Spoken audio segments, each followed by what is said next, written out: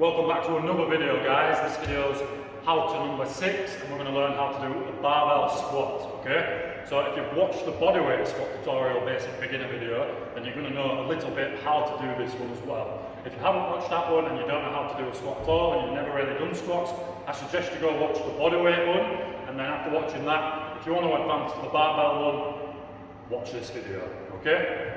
So this is not a proper barbell, it's just a studio barbell, so it's very light, and for the sake of these demonstrational tutorial guide videos, I'm only using very lightweight as to show that for beginners you should be starting off with empty bars basically until you understand and have got a good movement pattern. Obviously if you're a really big strong guy you can probably start with something a little bit heavier than this, perhaps a 20 kilogram barbell, which is often the warm-up weight which I use for all my training.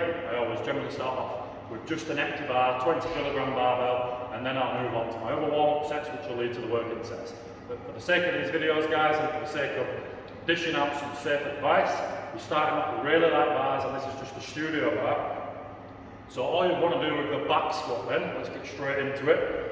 You'd want to put the barbell on your back. So if you're just starting out, just use a practice bar. If you just want to move up to a 10 kg or 20 kg bar, that's fine. But we're not using a squat rack in this video, because we're just practicing the movement, and you don't necessarily need to use a squat rack to practice the movement, although I will do a squat rack based video on how to use them properly. Okay? So all I'm going to do now, guys, is make sure that my back feels comfortable and the bar's not digging onto any bones, and it feels good there. I'll show you a back view in a second, and then all I'm going to do now is show you how to squat with a bar on your back. Okay? So let's go. A couple from the front. Nice and easy. Okay, I'll do a couple from the side.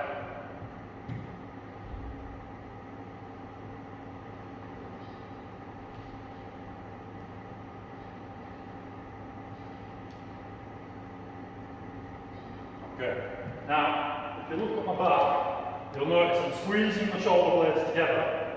So I'm squeezing my shoulder blades together, that creates a bit of a muscle shelf up where my rear deltoids and rhomboids are, okay? And my upper traps.